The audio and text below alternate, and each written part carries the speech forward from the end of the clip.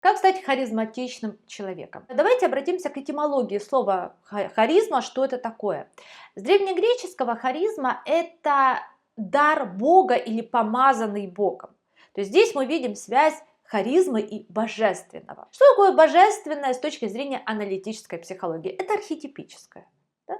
А вот то, что наши предки называли богами, вот те состояния, те энергии внутри, которые называли богами, там Зевсом, Афродитой, ну, в разных мифологиях, да, разные были названия. Мы, аналитические психологи, называем это архетипами или архетипической энергией или архетипическими образами. И мы знаем, что эти образы невероятно мощные, эти состояния невероятно мощные.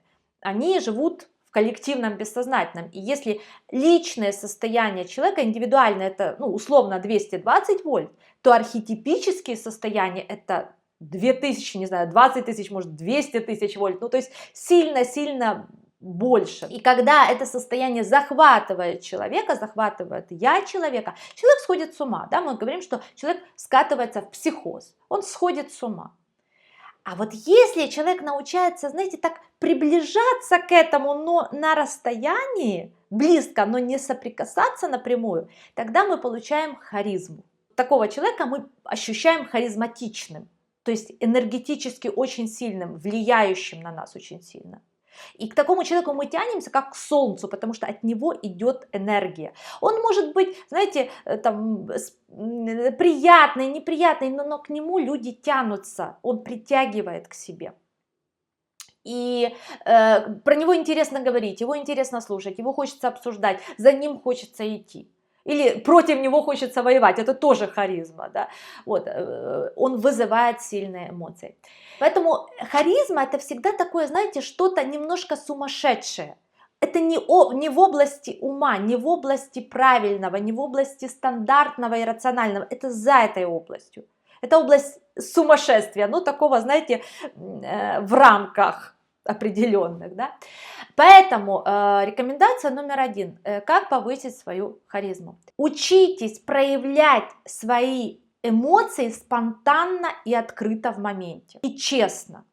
Вот как чувствуете, так говорите. Что переживаете, то и выдаете, да. Здесь очень важна честность, да, мы не говорим про такую, знаете, наигранную харизму, как некие политики это эксплуатируют этот образ, да, например, тот же Жириновский, который постоянно орет, постоянно вот как в какой-то экспрессии и прочее, да. Здесь, это понятно, что образ, хотя он тоже связан с определенным его там психотипом и так далее, и тоже определенную харизму ему добавлял, но в целом, да, когда мы говорим про какой-то более экологичный такой путь развития своей харизмы, то это про честное выражение себя.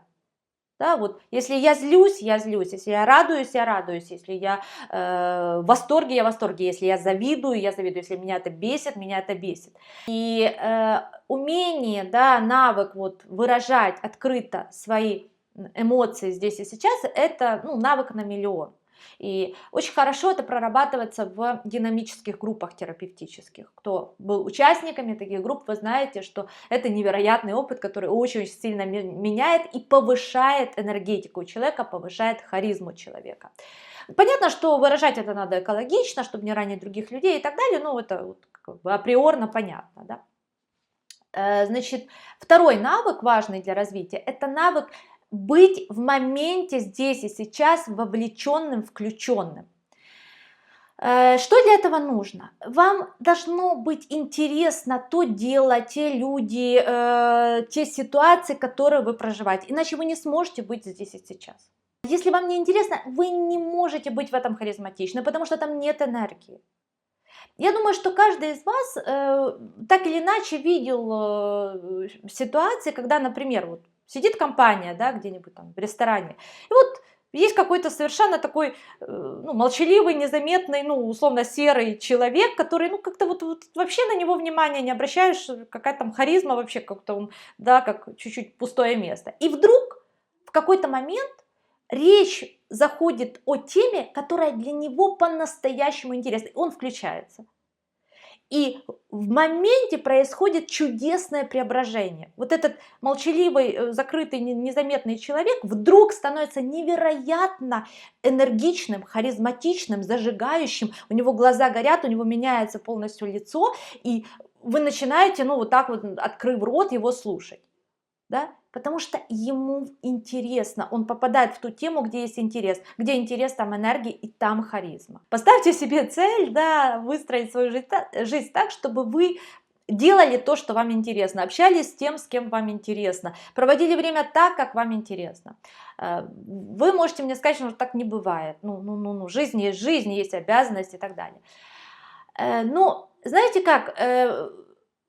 Может, на 100% так не бывает, но, например, если у вас сейчас это на 20%, то до 70% вы можете это повысить, да? Повышайте, сколько возможно. И как я вижу по своему опыту, по опыту наших студентов, что если такое намерение внутри есть, то жизнь начинает показывать варианты, как можно за этим идти. И очень интересно все разворачивается, и появляются люди, которые с удовольствием делают за вас то, что вам не интересно, а вы с удовольствием делаете за них то, что им не интересно. И, в общем-то, качество жизни очень сильно повышается. Вы, например, на своем опыте могу сказать, что я, когда в эту сторону начала двигаться, я стала сильно меньше работать, больше зарабатывать, меньше по времени, я имею в виду. И, в общем, энергии сильно у меня, уровень энергии, да, очень сильно вырос. Поэтому, хотите, да, развивать свою харизму, в любом случае вам нужно делать то, что вам нравится, то, что вы любите, то, что вам интересно. Иначе работать не будет. И третий момент, о котором здесь хочу сказать, это момент, связанный тоже с уровнем энергии. Он выражается в том, насколько легко и быстро вы переключаетесь. Вот через это можно, как бы понаблюдать, да, где у вас энергия падает, где у вас энергия на высоком уровне.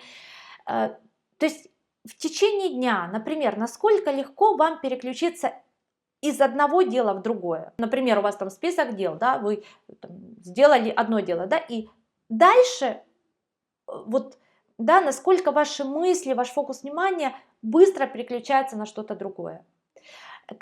Насколько быстро и легко вы завершаете разговор и переключаетесь на другой.